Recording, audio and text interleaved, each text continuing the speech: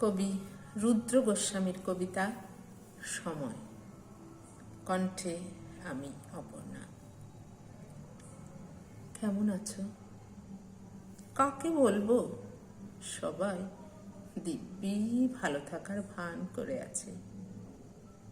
কথা রেখো, কাকে বলবো? সবার কাঁধে একটা করে না রাখা কথার পাহাড়। কাকে বলবো? মনে রেখো, সবার হৃৎপিণ্ডে টাঙানো কয়েক প্রস্থ রঙিন মুখোশ। কাকে বলবো?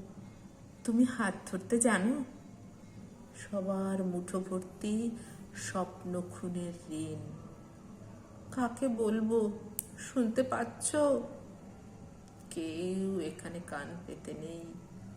কাকে বলবো? ইচ্ছে হলে আসতে পারো। সবাই যাবার জন্য পা বাড়িয়ে প্রস্তুত। কাকে বলবো?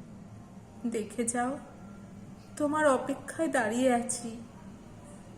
সবার চোখে চওড়া ফ্রেমের রূপলি আকাশ। ধন্যবাদ।